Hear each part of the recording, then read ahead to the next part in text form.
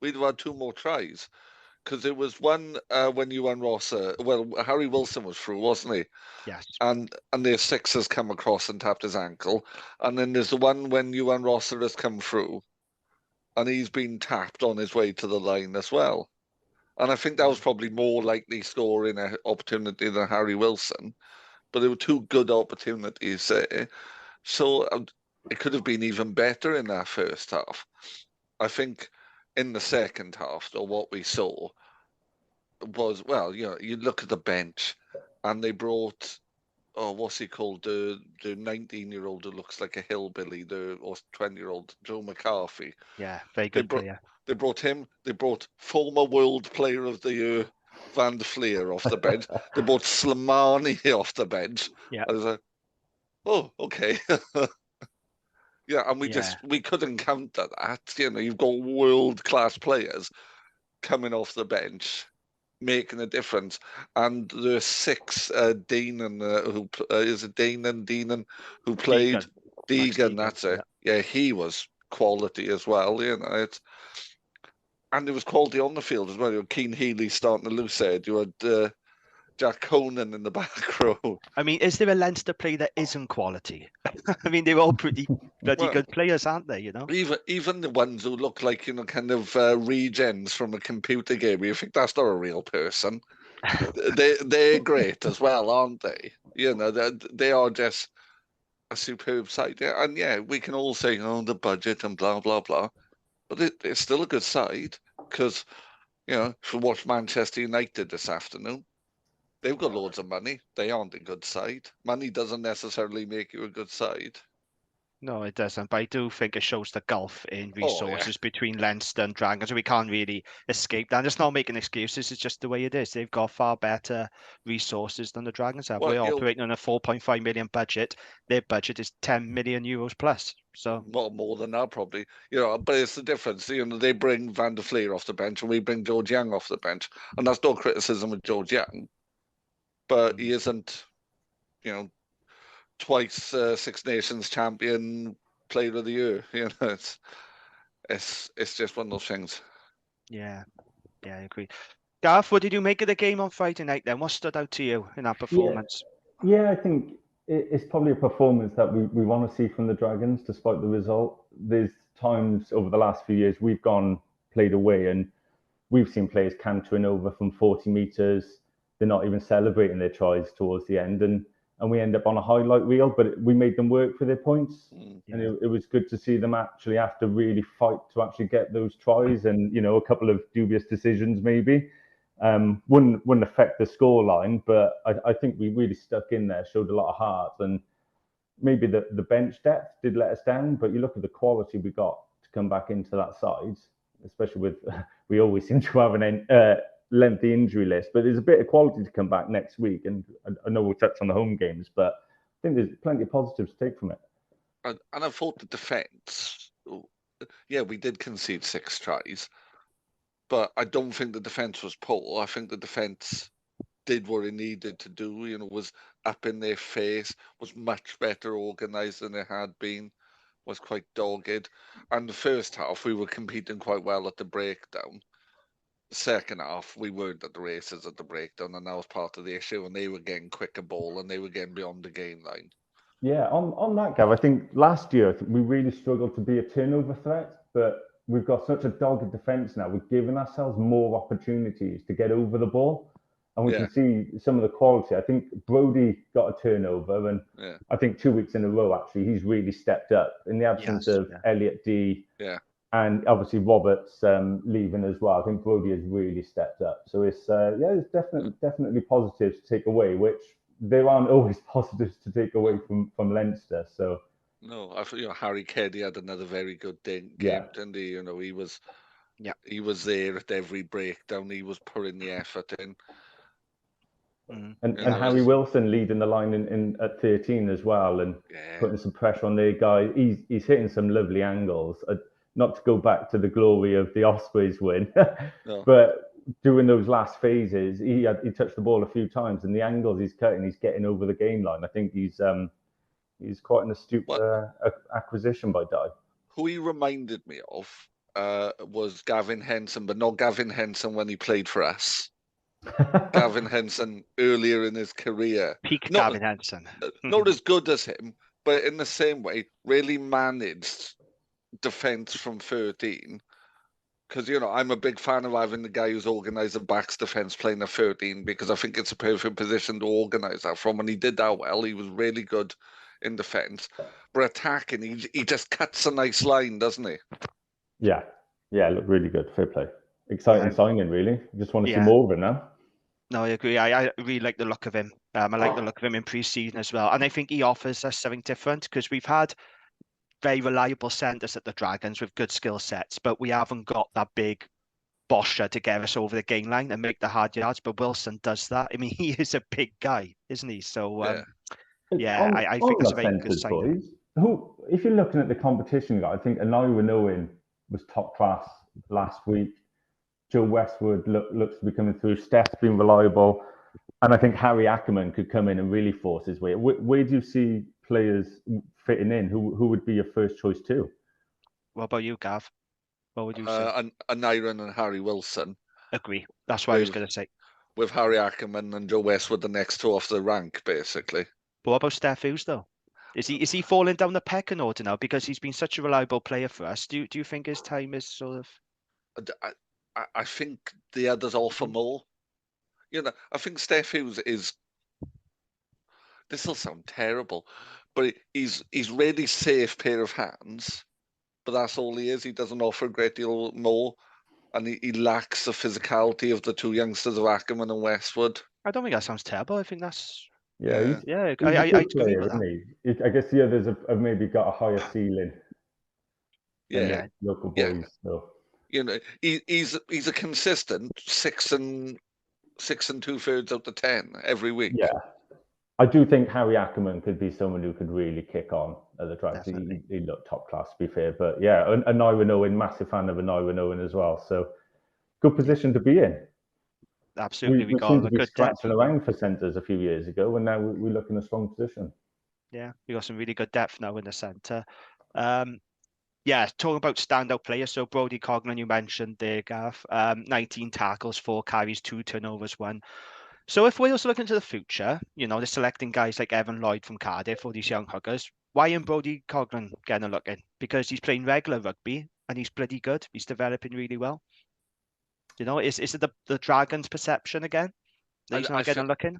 I think hooker, there's probably more there than there is in other positions. I'm not disagreeing that he's a good player. I'm not disagreeing that he should be in the conversation longer term. But I think in hooker, there's probably others. And if you look at scrum half, there isn't, which is why Ellis Bevan's getting in the side. And in the back row, I'm not convinced anyway. I'm not convinced he's making the right choices anyway in the back row, but that's another conversation. But, Brodie Coglan is a good hooker and will become. How old is he? 21, 22? I think he's 22, 23, isn't he? Yeah. I think he's a class player, and I think it is playing for the Dragons. I think there's players like Ben Carter, criminally underrated across Wales. Yes. But it's hard to argue when he is losing week in, week out. But he is a top class player, and I think we do need to turn some of these games into wins. If not for the fans, but for these players to get a bit of recognition that they're good players. They just need to hopefully get all those good players on the field at once and get the result. But we have as many players in the Welsh squad as Ospreys have been getting. Yeah. So that's a stat they don't want to hear down Australia.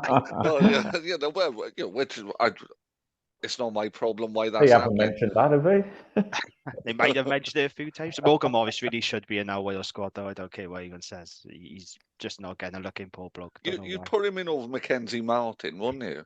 Yes. That's no criticism of Mackenzie Martin, but he's not as good as Morgan Morris. No, he's not. No. Let's talk about TMOs then, because there were 2 controversial TMO decisions. We don't like to talk about officiating much on this podcast, do we, Gav? Because it can get quite boring. Yeah. But we got to talk about those 2 decisions. So the Max Deegan try, Lloyd Evans holds him up. I went back this morning. I've watched it several times. That ball was held up. Lloyd Evans holds him up, but he's given us a Yeah, try. agreed. And then the second one, now, Gav, I think you disagree on this one. Again, I watched it back several times this morning. Jordan Lama's try. It does look like Jared Rosser had his arm underneath the ball. On the one angle, you really do see his arm under the ball. So I'm not entirely convinced by that. But, those two decisions were killers for us, really, wasn't they? Yeah. I think part of it's to do with Adamson's wording, though. And it's not, it's no one's fault. It's the law of the game. So Yeah. when he said for the first try, for Deegan's try, he said on-field decision try. Yeah. We had a bit, the TMO had to categorically prove that Lloyd Evans had got under it. I totally agree with you that he had. But there was no evidence that showed that categorically. Therefore, Adamson had to give the try. But I think the evidence was there because we saw on the video replays. You could clearly see his arm on the ball. So the second one, I think maybe you could argue that. But not during the one, grounding. The problem is during the point. So Deegan shifted his body weight. So you can't see whether or not he's got it down. And that's the problem, because he shifted his body weight in such a way that wherever angle you looked at it from, you couldn't see the grounding. Because Adamson had said it was a try.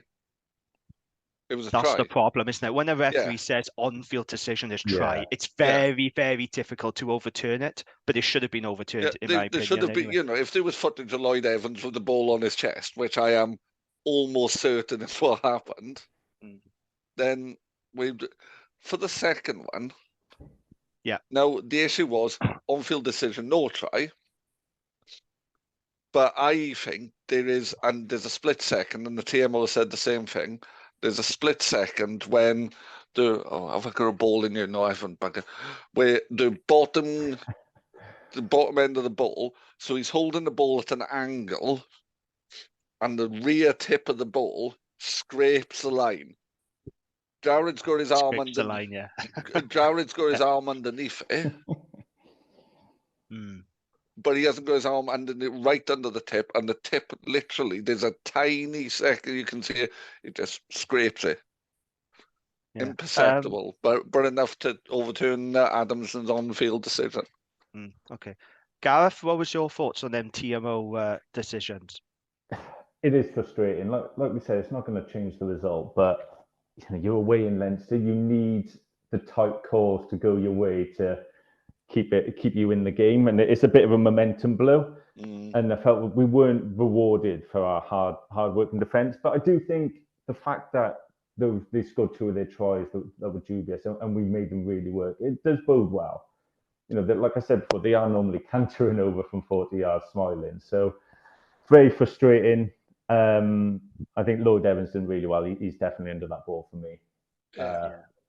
It's a little bit of a blow, but if we can show that same fight now at home, then we're in a good position. Hopefully, we won't need to go to TMO too often. Yeah, and I saw a couple of people on the various forums today saying, "Oh, it was big club bias refereeing decision." I'm not convinced that was the case. It's Mike Adamson. He's pull for everyone. Yes, well, that's the URC, sadly. It's not high quality refereeing, is it? But maybe I'll leave that one there. No, it never has been. And I don't like conspiracy theories or anything like that, right? But I did think to myself, if the Dragons had those tries, would they have been disallowed rather than Leinster? Do you know what I mean? I honestly, I did think to myself, if I was Dragons, would those tries be given? Oh, am I going to have to have a conversation with you about how the Earth is a globe but not flat, Jamie? Well, going down listen, that route? there is but Gav, listen, there is such a thing as perception. Oh no, refereeing. You see it in the Premier League and football. The big teams, they get away with the big decisions. Everything goes in their favour. You see it in the NFL; they get the big calls. The big teams. I'm not a flat earther, I can tell you that now, but I'm just saying, I do think there is, and I've talked about on the wrap, I do think sometimes the Dragons are officiated on perception. I was going to say you see it in the NFL particularly, don't you? There, like some of the calls the Chiefs get, you think, oh, that if that was the Ravens or someone, they wouldn't get that. Absolutely. No, you're right. I think, I just think some of the tone of the comments I saw was like kind of just a bit. a bit narky for the sake of narkiness. No, I get what you mean, but No, yeah, but I do agree with you. it is a shame though, isn't it? Those two tries, two controversial decisions, but it just doesn't make the score look very good, does it? When actually No, we were far more, well, Dragons were better than the score suggests. Yeah. And it's a shame, but look, it's a very tough place to go, isn't it? You know, away to Leinster. You look at last Everywhere is a season. tough place to go in this league, isn't it? It There's did, no yeah. easy games. No, that's right. You're absolutely right. But especially away to Leinster, and let's not forget what happened last season. Ospreys, as good as they were, they had 61 points per annum by Leinster, mind, out in Yeah. Dublin. The Scarlets had 54 points per annum. This Yeah. could have been a 50-pointer. yeah. And I did think at one stage it could get, you know, especially in the last 20 minutes or so, because they were really starting to pull away Leinster and we were getting tired because of that 6-day turnaround. We were flagging a bit. I did think, oh, they're just going to rack up, you know, 45, 50 points. And no, credit to us. I think we were better than the scoreline suggests. And on another day, those calls go our favour, doesn't it? You know? I think they'll win it. I think Leinster will win the URC. Yeah, me too. Everyone says Bulls, but I don't know. I think Leinster are Leinster. due, aren't they? They're due a winning something. And I think Leinster are going to win everything this season. Yeah. And I think they're going to win the Champions Cup and they're going to win the URC. There's no excuses. You look at the squad they got, and they haven't won a trophy now for 3 years. Now that's becoming, by Leinster standards, that's unacceptable. So I think that's firing them up even more now, and all the piss again about adding that 6-star. And I think this season we're going to see a very determined Leinster, and you're going to see selections that don't risk results and stuff. Yeah, it's early days, isn't it? We've already seen Munster lose away to Zebra. That's a nightmare result for us. I know, it's weird, isn't it? Because I love the underdog, right? And I really like Zebra. But as a Dragon supporter, I've always got one eye on their games because I'm worried they're going to become good. They're going to win a few games and we're going to be rooted to rock bottom. I mean, it has happened a couple of times, man, where they've overtaken us, but they've not managed to really build on it. It's concerning. It's exactly what I thought. I thought, oh, what a result. And then I thought, oh, shit. The realization dawns on you then. But they've won a home game that they weren't likely to win in the same way that we have already. Yeah. And in the past, I'm not worried about Zebra. I'm saying this with increasing, kind of surety that we'll finish above them and we'll finish above Scarlets. My one worry with Zebra is if they want to improve, where are they possibly going to target? And we've got to go over there this season, haven't we? And from their whole calendar, surely we're the one game they're going to throw everything at. And I do think we've got it in us to beat them. But it's their sort of cup final for them. So it is going to be tough. That's the thing. We almost become so bad over the years. Teams target us for bonus point wins and because they know they can't slip up against the Dragons. So we've actually, it's a tough place to be at the minute to try and get off that bottom two. Yeah, I completely agree. I did laugh at some Cardiff fans though after that Zebra game, Zebra Munster game. I saw someone say this makes our round one result more impressive. I'm thinking, no, it doesn't. Because Zebra, absolute gash away from home. Zebra will always put up a good challenge in Parma. On the road, they're absolute gash. I know that's slightly hot kettle black from a Dragon supporter, but it does not make Cardiff's win any more impressive. Sorry, Cardiff fans, but no, just no. The first 40 minutes of that Cardiff Zebra game, a Welsh Premiership team would have, not even a Super Rugby Cymru side, a Welsh Premiership team would have beaten that Zebra team in the first half. They were an absolute shambles, and Cardiff just dropped off. They became complacent, took their foot off the gas. That's the only reason why Zebra came back into it. But Cross Keys would have probably beaten that Zebra team. Yeah, but it is slightly concerning with Zebra doing well. It's a shame because, like I said, they want them to do well, but not at the expense of us. So after the game, Leinster assistant coach Robin McBride spoke to the BBC and he said there's a different energy about the Dragons this season. Do we agree with him, or is it too early in the season to tell? I'm going to jump in and say 100%. Yeah? Yeah, I feel there's, in two aspects, the aggression. In defence, you can see the organisation, we're looking tough, we're really fighting to get back. Some of the line breaks, again, like say Ospreys made and Leinster made, we scrambled to get back. And then not just aggression and wanting it in defence, a little bit of composure as well. There was a moment in the Leinster game quite early on, and Dane Blacker with that 50-22. And I think last season, Dane Blacker picks up that ball and runs with it or throws a wild pass, and we're just playing silly rugby, probably getting turned over, and we're behind our posts. But a bit of composure, don't get too excited, and he's put us in a great position. And if we can play with that composure from our halfbacks and an aggressive defence, we will beat some teams this season. Yeah, Gav, I do think there's different energy, yeah. Okay. So I'm kind of glass half full and half empty at the same time. I think defensively, much better. Just as Gareth said, there's just a steel to it that there wasn't last season. And nothing's lost until it's lost. Whereas last season, there were times, when we were just... I think it was the Stormers, I can't remember. It was one of that terrible run of away games in South Africa. And as the game went on, we were just kind of air traffic controlling them through our defence. Whereas you don't get a sense that's happening. Attack still feels a bit blunt. Gav, how many times have I said this on this podcast, on a rap? I'm fed up with repeating the same thing. Our attack is still gash, isn't it? Yeah, I think it's getting better, but it's really one-dimensional. It's very, very one-dimensional. And yeah, you're not going to score against Leinster with a one-dimensional attack. No, but you've got to be clinical as well, haven't you? We had opportunities in our first half that really should have been taken. Two of them that should have resulted in tries.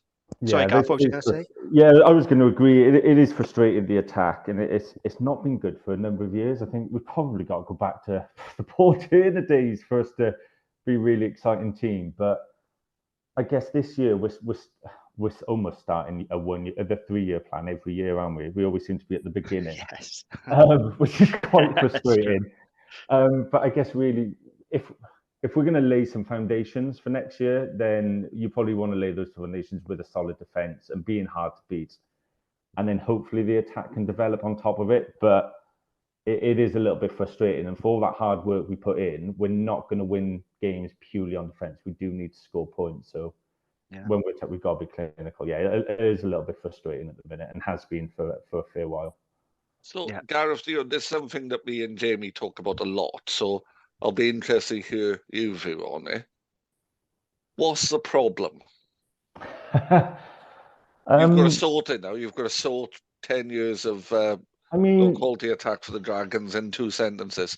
I think when I go over with a lot of my family, and like me, my old man, and my brother will chat. And like Will Reid, I think, had the hardest job in pro rugby last year.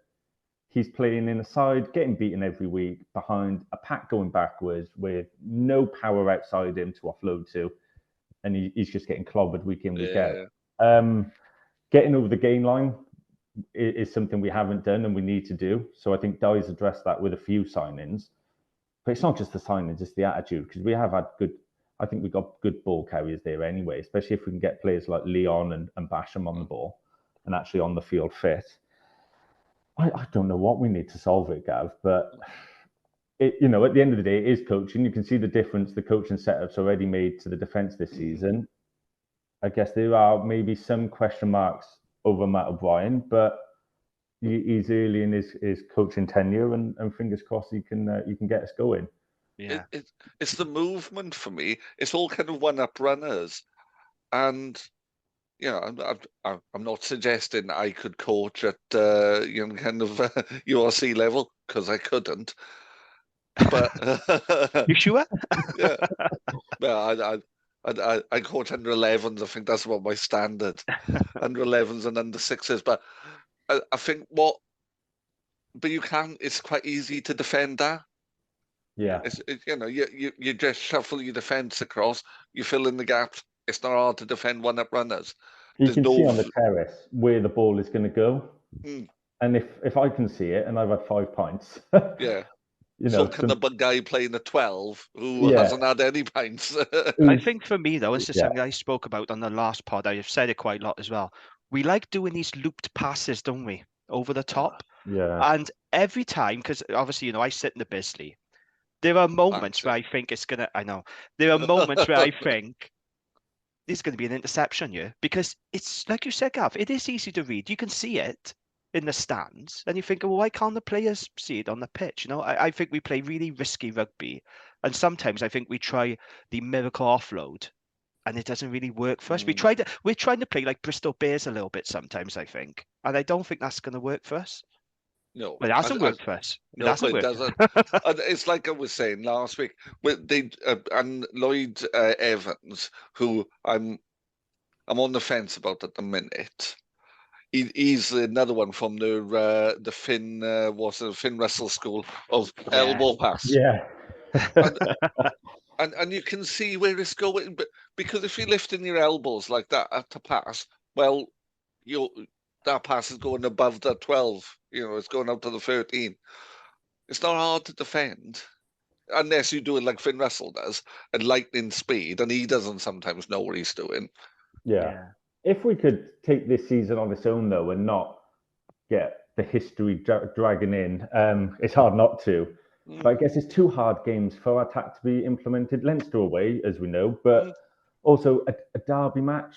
Although the Ospreys derby does tend to always be a good game, it's still always a tough game to play a lot of rugby in because Welsh derbies tend to have a bit of niggle in them. Yeah. So hopefully, if we can give a benefit of the doubt, if we can get on the front foot now and see Matt O'Brien put his stamp on this attack, and the next 3 weeks really are going to be the test, aren't they?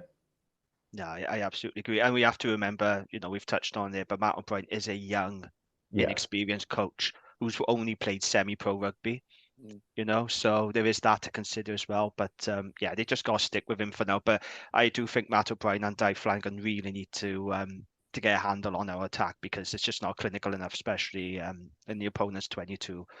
So it is an ongoing problem that doesn't look like it's going to get solved anytime soon, but it needs to if we're going to win more games. Simple as that, really, isn't it?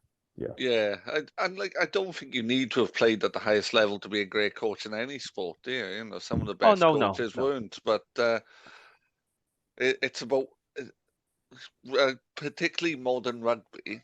It was easy to attack in the 80s because no one could defend.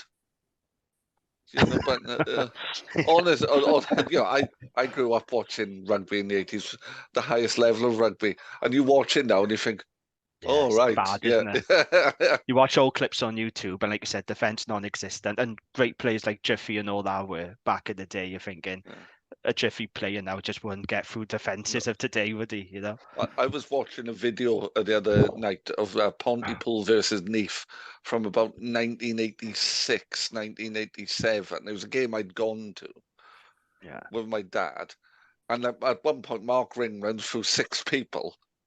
But they were stood one after the other in defence, so he just kind of weaved through them like poles.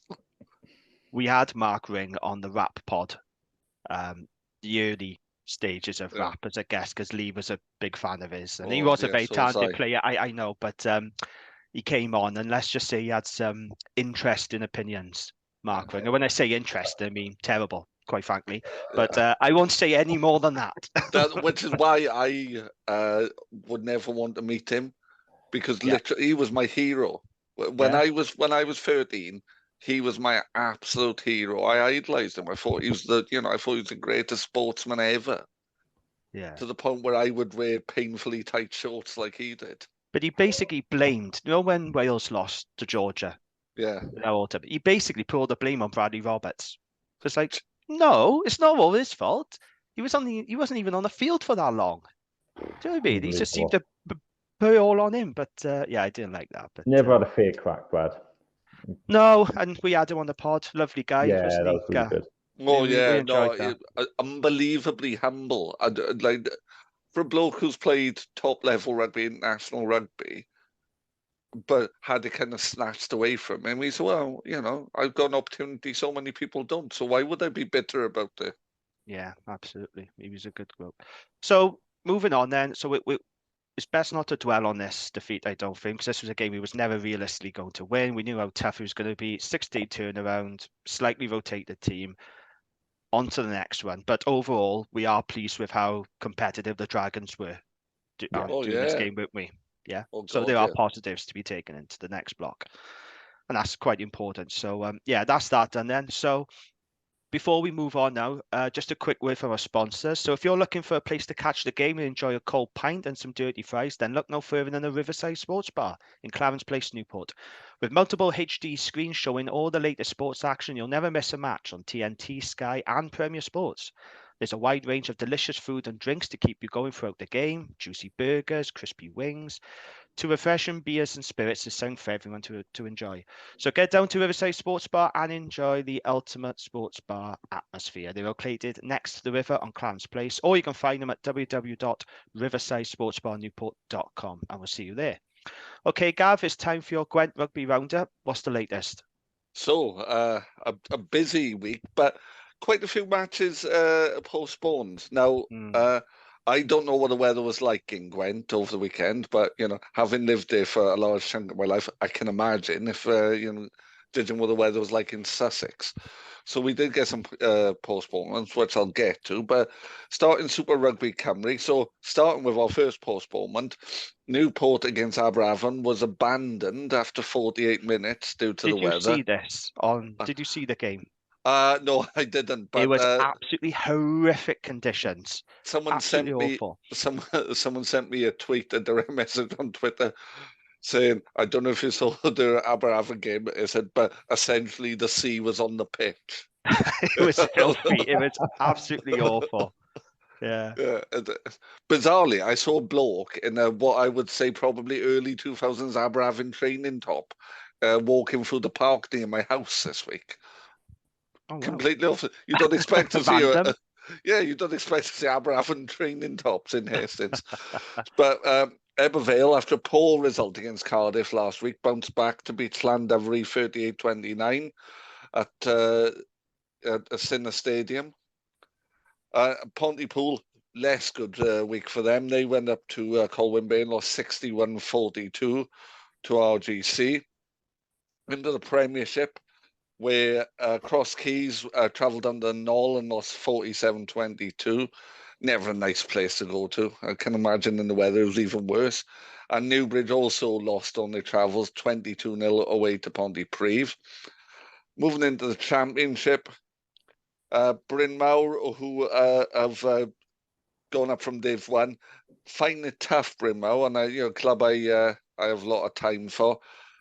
Coached by former Ebervale Damien Hudd. They're 30-20 losers against Aberdeen, away to Aberdeen. Bedwas had a better week, winning 36-3 against Cambrian Welfare. And Penalta drew 22-all away to Rumney, the Cardiff one, not ours. And Anisty's difficult start to the Championship continues as well, losing 50 points to 32, home to Glamorgan Wanderers. Division 1, Ablairi Blaenau Gwent beat Dowlais 31-21 at home. Blaenavon and Newport High School All Boys, a cracking game, I imagine, a 25-all draw. Nelson, Abergavenny went away to Nelson and lost 27-22. And Pontypool United, Monmouth, East Valley's derby, they're 16 points to Pontypool United, but Monmouth scored 40 to win that away from home. Into Division 2, Abercarn beat Risca 19 points to 5. Blaenau beat Usk 31 points to 7. Caldicott beat Pill Harriers 34-27, another cracking game there. Croeso Kiliog 17, Blackwood 24, and Gondifai 15, Cwmbran 24. Into Division 3, Abertwsog beat New Panteg 2015. Caerleon lost 25-27 at home to our Rumney. Chepstow lost 24-5 at home to Newport Saracens. Fleur-de-Lis beat Nantyglo 34-3 at home. And Machen, a heavy win against Oakdale 59-0. Into Division 4, Bedwellty beat Llanilleth 34-27. Crickhowell beat Betos 28-21. Another postponement, Crumlin versus Gwynafed. I assume that was weather related as well. Probably. Yeah. the weather's never nice in Crumlin, even when it's nice everywhere else. So, no offence to Crumlin. Forward side 48, Whitehead 22. And Pontland Frife's difficult start to Division 4 continues, losing 29-14 at home to RTB Ebervale. The one game in Division 5, which was Haverdanis against Derry, was postponed.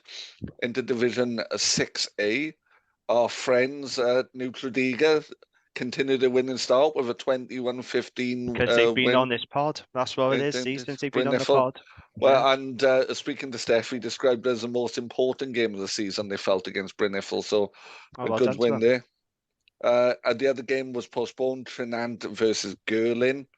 And then into Division 6B, St Julian's High School Old Boys won 54-12 against Cardiff Internationals. And one last division to focus on, in Sussex County's Division 5 East, my club, St Leonard St Ports, won 38-7 against Horsham 4-15. So, a winning weekend for me. Absolutely. If only we had a Dragons win as well, that would have been perfect, wouldn't it? Yes. Never mind. Okay, thank you for that, Gav. So let's look ahead. Round 3. Sharks. Well, the Hollywood Bet Sharks, that's their full name, at Rodney Parade. Saturday, 5:15 kickoff. The game is live on S4C and Premier Sports. So if you don't have Premier Sports, you can watch it on S4C. Now, October is a big month for the Dragons because we've got these 3 consecutive home games against the Sharks, Lions, Benetton. I'm going to come to you now, Gav, and ask you this. So last season, Dragons were in a similar situation where they had 4 out of their first 5 games at home. We only won one of them against the Ospreys. So what are the expectations now for these home fixtures? Because I think for me, we need to win at least 2 out of these 3 home games for this to be considered a successful block for the Dragons. Would you go along with that? Yeah, 100%. And I don't care which 2, but there has to be at least 2. Yeah, what about you? Sorry, what about you then, Gareth? What's your thoughts on these upcoming home fixtures? They're really important, aren't they? Yeah, massive for our season. We can't not get a win. If we got 0 wins, it's a disaster. But it's momentum, isn't it? If we can beat the Sharks, then my confidence is rising for the other 2. And there's, barring injuries, there's no reason we couldn't go on and win all 3. But if we come away with 2 wins and then losing bonus point, I'd take your hand off for that now. Judging though by the Stormers team that travelled to Bridgend on the weekend, I don't think South African sides are sending their strongest ones yet, are they? No, they won't. Sharks are already here. They were up in Connaught, weren't they, on the weekend? Is that right? That's right, yeah. So I think they are missing their internationals, but there's still some good names on that team. The Harlequins 12 they signed, didn't they? Esterhazen. Yeah, I think he plays. There'll be a few others. There'll still be a tasty side. Let's remember last year they were awful, and I think did they put 60 on us down there? In Durban they put 69 points, I think it was. And they were poor. No, we were hideous. Our defense was largely optional that day. Yeah, I imagine it's going to be 3 close games, but I think I'm really looking forward to Saturday. I think it's a great opportunity for us to lay down a marker in this league and say, we are here, take us seriously, and get a win. Well, I think if we beat them, we can really start being quite bullish, can't we? I think if we beat them, we can start being quite bullish. Yeah, and look at the players we've got coming back. I think Basham's fit. He's obviously held back. Leon as well, which is great to see him playing. Really glad to hopefully see him go for 3 games now. I'm not sure on a couple of others like Cummins, but I think we have got a little bit of quality to come back into that side. So, do we know how bad George Knott's injury was? Not yet. I haven't heard or seen anything about that. Yeah, so he came off against Leinster quite early as well, wasn't it? 5 minutes in, I think. 6 minutes in. Yeah. And he's a good player, Knott. I like Knott, to be fair. Yeah, he's a grafter. He's a workman, isn't he? He's not flashy at all, but I think he's a very good, honest club pro. Always happy to see him in the squad. Yeah, absolutely. Yeah, I think for Saturday, it does depend on team selection for me. Are we going to see Leon Brown return? I think he should. I think he should play these 3 home games now. I know they're managing him carefully, but I do think he needs to be playing these 3 home games. Hopefully, Steve Cummins, Tame Basham, they'll give us another dimension as well, especially with George not being injured. We can really do with Steve Cummins now in the team. He'll add a bit of grunt. Also, as well, what about Angus O'Brien? Now, Angus obviously pulled out, didn't he, in the warm-up. Is he going to be a fit? Because that was a big loss for us. We are a different team without Angus, and he really, because he was excellent against the Ospreys. And what about Kai Evans? Is he going to be fit? I don't know, but there's a lot of question marks. Do we know about our hip? Still recovering from a knee injury, but I don't know when he's going to be fit. Because I don't like criticising individual players, but Chris Coleman didn't offer a lot at scrum time, and then was scrabbling. Well, we know weakness. His scrummaging is a weakness. We know that. We know he's not the strongest scrummager. He did pull off a very good turnover, mind. Yeah, I like that. Yeah, that was a good turnover to get 3 points. Sorry, Garth, what was you going to say then, mate? Yeah, sorry. I think on Coleman, maybe a touch lucky. I think with his card, I think a few refereeing decisions went against us, but I think not sure how much Carter's tackle affected that. But no, that was in our favour. But yeah, if we can get Leon started, and I think just on Angus, I think you're right. He's such an important player for us. I think when we're talking about our attack and how are we going to improve that, he really steps up as a receiver, and I really do like Ewan Rosser. I like both the Rossers, to be fair. I think they're great players for us, but I think the balance in the back three, if you've got Angus at 15 with a pair of flyers, we can vary our attack a little bit more. I think we do look more dangerous, and he's got a massive boot on him, and against the Ospreys, his kicking out of hand was huge, and some of the Ospreys 10 kick into touch was really poor. So I think it was a big game changer. So I did note the Sharks kicker kicked a penalty from 63 metres up in Connaught, which is no easy feat, whichever way the wind's blowing. No. But we will miss Angus if he's not around. So fingers crossed for that. You're right, big player for us. Yeah, I reckon with the wind behind you though at Connaught, a bit easier. I'm going to suggest. I don't know. I couldn't kick a penalty if I was stood on the touch bar, on the crossbar, but oh dear. So this is a big game this weekend. The Sharks, they've got a lot of quality players, even without their Springboks. It doesn't make sense that they're this poor. I know they won the Challenge Cup last season, but in the URC they've been really poor, and it just doesn't make sense when you look at the quality that they've got. But I don't think they value it in the same way that the Stormers and the Bulls do. Maybe, but it's an odd one there, isn't it? They're better on paper than they're as good as on paper as those sides. I just don't think they should be a top 4 team. Yeah, and should definitely be in the playoffs. But it looks like they could be in the mix with us. Well, it doesn't say much for the head coach, John Plumtree. I mean, if he can't get him a decent position in the league this season, then perhaps they need to think about making some changes, because there's too much quality there to be as poor as they have been. According to my friend who's a Sharks fan, that is pretty much the talk anyway. Plumtree might not be there by the end of the season. There's lots of the talk coming out to Durban, apparently. Well, like I said, when you look at the squad and the players they got, it just doesn't make sense. So let's move on to predictions then. I'm going Dragons by 2. I think all these home games now, these 3 consecutive games, it's going to be tough, right? Let's be honest about that. But they're winnable. Yeah. I don't care what anyone says. Dragons can beat these teams. Benetton are a very good side. We haven't won against the Lions yet, have we? That seems to be a bit of a monkey on our back. But they are inconsistent, the Lions, as good as they are. And I love watching them. They play some fantastic rugby. I love watching them. But they are inconsistent. And I think if we are going to beat the Lions, this will be a really good chance to do so. So I'm feeling optimistic, actually, about these home games, because I believe that we can win all of them. Maybe that's just me being the ever optimistic Dragons fan. I don't know, but I'm going for Dragons by 2. Gareth, what about you? How do you see Saturday going? Yeah, I think it's definitely a game we can win. I'm going to go Dragons by 5. We never spend the last 10 minutes at Rodney Parade, cheering and giving each other hugs, knowing the game's in the bag. So it always go down to the end. But I think it might be a reverse of the Ospreys game. I think we'll be defending for our life for the last couple of minutes, but I think we'll hold them out. And we'll get it over the line. Okay, excellent. Gavin, what about you? How are you looking at Exactly the this game? same as Gareth, Dragons by 5. Yeah.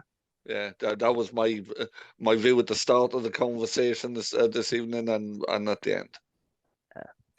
I don't like making predictions before the team lineups are announced, but we really do need some luck with injuries now, don't we? Especially in this critical block of fixtures. So hopefully we will see the likes of Angus back and Steve Cummins and Tane Basham. Well, Dave did say last week, didn't he, that Tane was fit, so I guess he wasn't risked for Leinster, which makes sense. That does make sense. And Funaki not far off. We'll be back for one of the other home games in October. Yes, that's right. So he's recovering from a knee operation. He should be back this month. So he should be back for one of these games, actually. He could be back for the Lions and I can't wait to see him in action because I loved watching him in Super Rugby. He'll give us another hard edge, physical guy. I think Shane Lewis-Hughes, mine, by the way, I didn't mention this earlier. How good has he been since he's joined us? We always were big fans of him, Gav. We said he was our favourite signing at the time. He is a workhorse, isn't he? Yeah. And I would say, if you think of the back row as it is at the minute, I'd actually feel quite sorry for whoever gets dropped as a result of kind of guys coming back in, because they've been solid, haven't they? Woodman, Keddy, Shane Lewis-Hughes have all done a good job. Keddy's been brilliant, but also, isn't that what we want, though? This is a good position. We want competition, don't we? We want players to be fighting hard for their places. That hasn't always happened at the Dragons, let's be honest. So I think it's a good thing. Back row has probably been our strongest in the first 2 games. They've all played exceptionally well. Woodman sometimes goes under the radar for a young lad. He's top class. And then you think we've got a back row out of Wainwright, Funaki and Basham. That could be even better, which is a great position to be in. So keen for the headaches. And I think you probably do need to put Basham in to start just for balance.